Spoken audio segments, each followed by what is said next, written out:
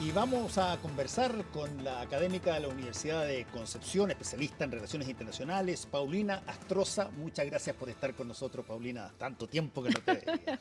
Un gusto estar acá contigo y con Raúl. Nuevamente, Nuevamente, sí. nuevamente. Fuiste panelista de mis programas aquí, tanto en televisión como en radio, durante mucho tiempo. Así es. Paulina, a ver, ¿hay algo que particularmente te llama la atención de todo lo que sucedió, más allá de los sucesos que hay? ¿Hay algo en términos de la lógica internacional que eventualmente no se haya comentado todavía? Creo que una de las cosas que más me llama la atención es digamos, la sinceridad que en el discurso de Trump ayer dio a conocer cuáles son los reales objetivos. Porque muchas veces, como le decía Raúl, se trata de esconder cuando hay una ilegalidad, cuando algo es ilegítimo desde el punto de vista internacional, siempre se trata de disfrazar las razones. Entonces, lo podemos ver en Rusia, que para no hablar de un ataque a Ucrania, lo que habló fue de una operación militar especial, cuyo objetivo era ir a salvar a los ucranianos prorrusos de un supuesto genocidio. ¿Cuándo fue la guerra en Irak? ¿El 2003? Tampoco era un ataque sin la autorización del Congreso, del Consejo de Seguridad, sino que era la supuesta posesión de armas de destrucción masiva.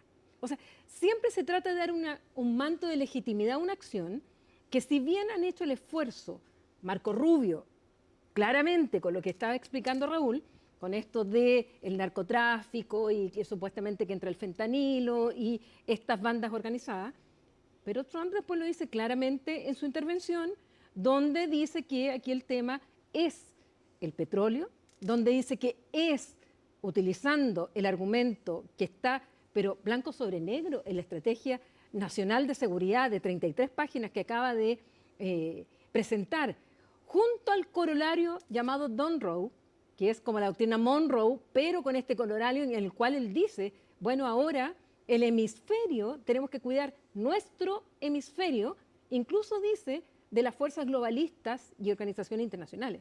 Entonces, creo que todos los argumentos que en la mañana habían estado varios defendiendo la intervención militar de Trump, el propio Trump dio los argumentos para decir que esto no es ningún tema de democracia, esto no es ningún tema que esté mirando efectivamente a lo que es el narcotráfico, que los objetivos son claramente más globales dentro de lo que es hoy día la competencia entre potencias y que no quiere que intervenga en ese lugar ni China, ni Rusia, ni Irán.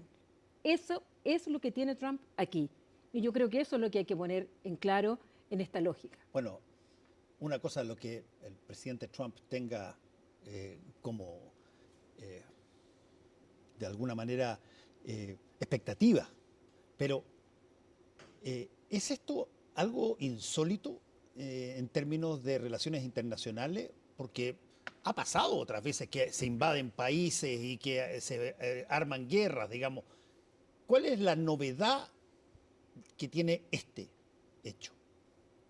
Bueno, en particular Estados Unidos venía en un proceso de abuenamiento, por decirlo de alguna manera, con América Latina, y quizás uno de los rasgos más importantes de esta política de buena vecindad fue la cesión del Canal de Panamá y permitir que volviera a la República de Panamá. Que eso lo hizo el presidente Jimmy Carter. Exacto, y bueno, pero eso fue parte ya de una política y por eso en muchos momentos Trump le ha enrostrado a Carter haber regalado el canal, que es el colmo. Y lo mismo ahora dice, y esta gente que permitió que nos robaran el petróleo en Venezuela, esto era de empresas norteamericanas, y miren lo que pasó, se vino abajo toda esta industria, y hoy día vamos a tener que reconstruirla, vendrán nuestras grandes empresas y harán inversiones, y haremos, por decir MAGA, haremos Venezuela grande una vez más.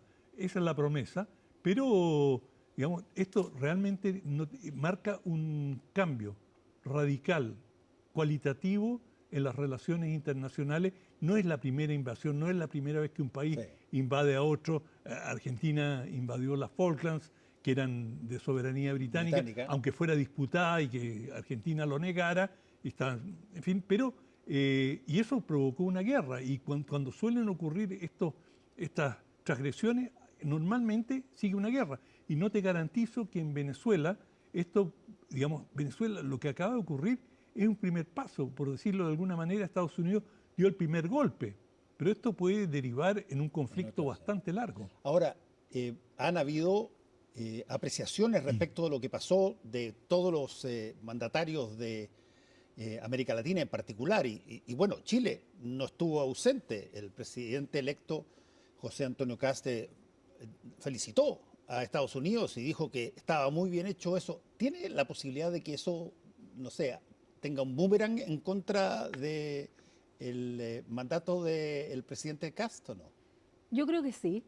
Y en ese sentido he planteado que justamente había que esperar un poco a cómo se desarrollaba el acontecimiento y pensar de una manera pragmática respecto a lo que viene, como decía también Raúl, el día después. ¿Qué es lo que iba a pasar de ahora en adelante con la situación de Venezuela? Que hay más preguntas que respuestas. Dentro de lo que tú señalabas de qué es lo que va a pasar, quién gobierna, quién efectivamente acaba el ejército de confirmar a Delcy Rodríguez como la mandataria dentro de Venezuela. Y aquí va a haber una división dentro de lo que va a significar los países de América Latina, división que es fundamentalmente ideológica, pero también del punto de vista pragmático, porque en las relaciones internacionales nosotros vamos a tener que tener una cierta coherencia en lo que se está sosteniendo. Si hemos defendido y hemos votado, por ejemplo, en contra de Rusia, consistentemente desde el gobierno de Sebastián Piñera hasta el presidente Boric, defendiendo principios de política internacional, del derecho internacional, que finalmente nos protege a nosotros, porque perfectamente podríamos ser el próximo. Por la guerra que Rusia le hizo a Ucrania. Exactamente. Entonces, tenemos que pensar bien cuál va a ser el escenario en América Latina y en el mundo en general. Y esto lo digo porque si hay algo que la política exterior en Chile, desde el año 90 hasta ahora, y se ha estudiado muchísimo por colegas míos, ha tenido como uno de sus baluartes, ha sido el pragmatismo. Nosotros hemos sido muy pragmáticos en materia de derecho internacional. Creo que en alguna manera se perdió en algún momento el presidente Boric, en sus primeros 2 años de mandato. Pero luego hemos seguido como una línea en ese sentido, y yo he visto destacado internacionalmente el discurso que dio ayer junto al ministro Elizalde y al canciller Alberto Monclave. Ahí sobre eso quería conversar con ustedes sobre esta situación. Chile, para todos los efectos prácticos, estaba en una situación de ruptura con Venezuela. No tenía embajador. ¿Y esto por qué? Bueno, porque el presidente Boric se le ocurrió decir lo que pensaba respecto de Maduro y dijo que se había convertido en un tirano, un dictador. A lo que le responde Maduro literalmente, tratándolo como esta semi-izquierda cobarde. Le dijo, y qué sé yo, acá ella. O sea, la relación es pésima. Y recuerda los problemas que tuvo con Lula por esas mismas declaraciones. Exactamente. El presidente Boric criticó muy duramente a Maduro, siendo que alguien podría decir, oye, pero si están en el espacio de la ideología de izquierda, esto, qué sé yo, no es una cosa muy solidaria. Bueno, que no tiene que ver con solidaridad, tiene que ver con la opinión del presidente. Y desde ese punto de vista, ¿cómo ves tú que puedan generarse los lazos también ahora de recuperación con Venezuela? Básicamente los lazos existían de la manera más lógica hasta ahora, que era la recepción de los inmigrantes venezolanos. A ver, lo primero que hay que precisar es que nosotros nunca rompimos relaciones diplomáticas con Venezuela, porque yo creo que todavía quedó la idea que nosotros habíamos roto esas relaciones. No fue así. Lo que hubo fue la expulsión de nuestros diplomáticos y que ellos retiraron a su cuerpo diplomático consular de aquí de Chile. Así es. Por lo tanto, relaciones diplomáticas nosotros mantenemos hasta el día de hoy con Venezuela. Otra cosa es que no tengamos personal diplomático allá, porque evidentemente no lo dejaron entrar. Entonces, eso existe.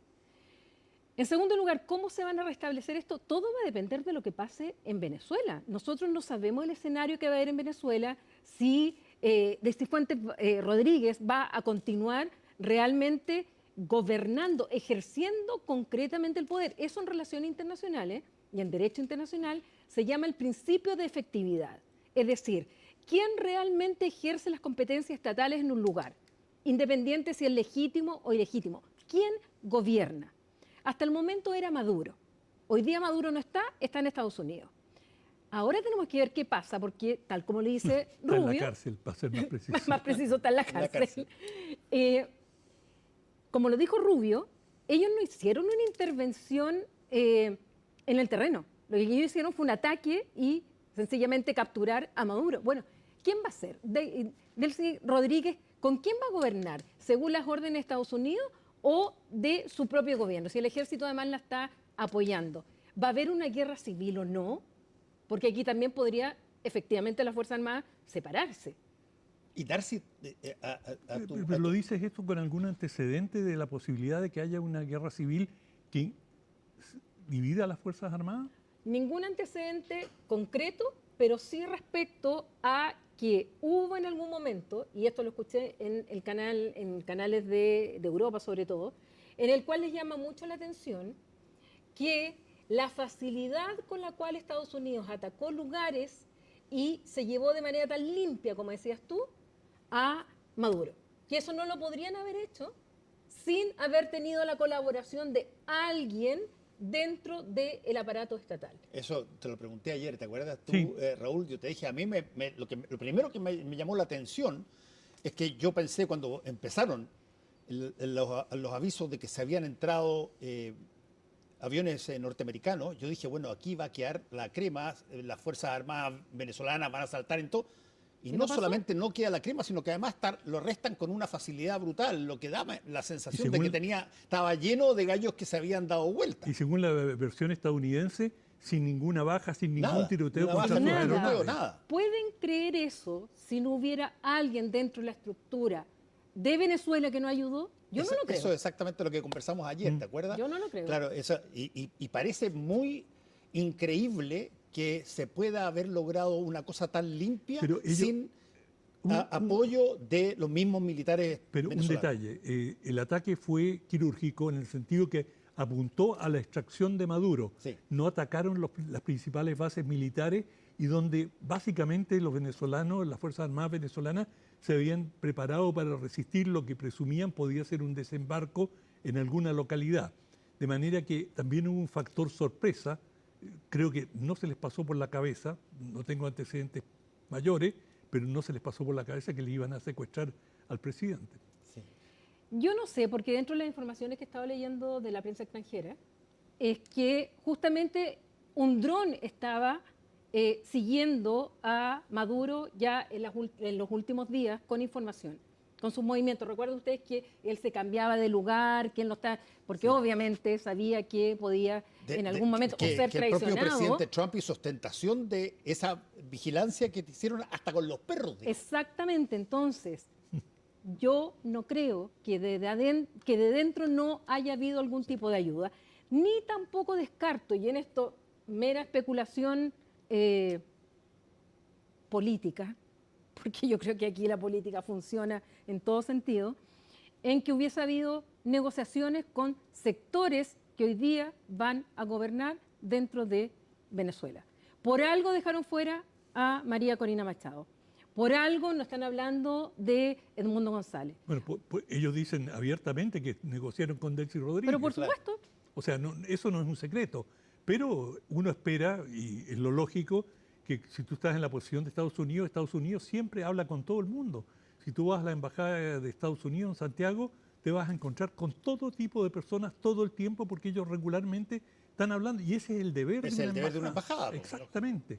Y nuestras embajadas en Buenos Aires, en todas las demás capitales, el primer deber de un embajador es hablar con todo el mundo y poder, si hay una consulta de Santiago, poder responder a qué responde cada corriente política. sin duda, pero recordemos que en Venezuela tampoco tienen embajador, Estados Unidos tampoco tiene, Tampoco. como nosotros, no tienen las personas que están comunicándose. Sí, Por lo tanto, tiene que ser directo desde el secretario de Estado, Marco Rubio, al menos. No, pero tienen, digamos, no tienen formalmente, pero digamos, tienen una serie de voceros e interlocutores reconocidos. No, sin duda, pero embajada están igual que con nosotros. No hay embajador ahí. Yo planteo de nuevo un tema que es complejo, que por cierto no está pasando para nada, pero que el presidente Trump ha sido particularmente crítico de una serie de países centroamericanos, particularmente Nicaragua, bueno, Cuba, Colombia, con Petro. Colombia y ahora, bueno, lo que vimos en Venezuela. Y por eso es que lo vuelvo a preguntar. Ya inició un movimiento, movió tropas, movió aviones, movió todo. Cuesta una barbaridad parar eso para después tratar de hacerlo de nuevo. La pregunta es, No, ¿esto es una cosa que termina en Caracas? No, ¿O puede es seguir? que eso él lo respondió a través del documento que tú citabas, que este documento de seguridad nacional, en el que él dice, nosotros nos vamos a concentrar en este hemisferio, Sí. América Latina, Sí. y vamos a asegurarnos que nosotros seamos la fuerza, la potencia dominante, y lo dicen con toda claridad. O sea, hay un cambio importante en la política exterior de Estados Unidos que durante muchas décadas ignoró, o América Latina no fue una fuente de preocupación especial. Eso ha cambiado. Hoy día América Latina está en la mira de Estados Unidos. De hecho, lo dijo en esa declaración y lo ha dicho varias veces el mismo Marco Rubio. Y en ese sentido creo que, por eso cuando tú me preguntabas qué es lo más global que yo observaba, era justamente esto que estamos hablando. Que aquí hay un cambio de esta visión que llevábamos hasta, digamos, el periodo un par de años atrás con Biden, que de alguna manera venía ya insinuándose con Trump en la primera administración, pero que claramente ahora con Trump en la administración 2 se ve mucho más claro. Es primero una rivalidad competitiva claramente con China, o sea, su Sí. tema es China, en la estrategia nacional de seguridad, o estrategia de seguridad nacional, en ninguna parte habla de Rusia. Por lo tanto, el cambio del enfoque que tiene Trump respecto de Rusia significa sencillamente dejarle Rusia a los europeos. Y hemos visto el enfrentamiento que ha tenido Trump con los europeos, incluyendo hoy día, yo te diría que Dinamarca debería estar preocupado, el tema de Groenlandia. Y Groenlandia no es un mero capricho. Groenlandia es un tema geopolítico por el cual quiere reforzar las bases en ese lugar. Entonces, lo que estamos viendo es sencillamente yo le llamo una suerte de Yalta 2, de la conferencia de Yalta cuando se dividieron aquí las áreas de influencia con la doctrina Monroe sumada de 1823, donde América para los americanos, que en el fondo Trump está diciendo, este es mi barrio, no se metan, y sabemos perfectamente que en Venezuela, aparte del petróleo, estaban los rusos, los chinos, están los rusos, los chinos y los iraníes de manera muy fuerte, influyendo y manteniendo al gobierno de Maduro. Y los cubanos de manera importante, porque además Cuba depende mucho también y dependía mucho también del petróleo. Lógico. Y recordemos además que Trump echó atrás la política de Obama de acercamiento justamente con Cuba. Y tenemos a Marco Rubio, que es Cubano. de Florida, Claro. de familia cubana, Sí. donde precisamente Cuba no es un factor menor dentro de esta lógica Sí, por con eso- América por Y Latina. con ambiciones presidenciales. Sí, Bueno, por eso es que yo... eso quería también por llegar eso es que con- yo planteaba sí. que una vez que tú haces un movimiento, que es lo que más cuesta es el primer paso, que es, ok, vamos a invadir... Rompamos la inercia. Nos vamos Sí. con todo y vamos con toda nuestra fuerza. Una vez que tú haces eso, el segundo paso puede resultarte más fácil. Y la pregunta es, ¿se hace ahora? ¿O se espera a que, Es que, a que se calmen todo y se asusten todo? La pregunta es cuál sería el segundo paso, porque el gran dilema para Estados Unidos y el gran trauma de Estados Unidos es, como en lenguaje estadounidense, no poner botas en el terreno.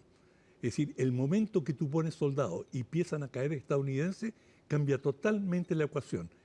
Una acción como esta, típica, digamos, característica de un videojuego, en que tú tiras 150 aviones, todo sale a pedir de boca, bueno, te llenas de gloria y, Sí. en fin. Pero otra cosa es si tienes que meter soldados y empiezas a perder gente y empiezan a haber prisioneros y te derriban aviones, cambia completamente la figura y hemos visto cuán vulnerable ha sido Estados Unidos en otros conflictos en esto que llaman las guerras interminables. Sí, eso iba a preguntar también. ¿Qué lecciones se tiene que haber sacado Estados Unidos y particularmente el presidente Trump de lo que han sido los errores, las fallas, las derrotas que tuvieron básicamente en el Medio Oriente y, bueno, desde Vietnam? La verdad es que yo creo que mucho análisis de ese tipo no hace Trump. Sí, yo creo que Rubio, sí, yo creo que muchos de los que están, digamos, asesorando, pero yo creo que Trump en eso piensa en otras cosas, sinceramente. Y aquí hay un tema que tocó Raúl y que es súper importante, y aquí voy a citar a un colega amigo al cual le tengo muchísimo aprecio por su lucidez, y él plantea una tesis que no deja de ser, que nos ilumina, y estoy hablando de Andrés Malamud, de la Universidad de Lisboa, quien señala que si es que Venezuela se logra estabilizar sin Maduro, sería punto para Marco Rubio. Si se transforma en Libia, sería punto para J.D. Vance.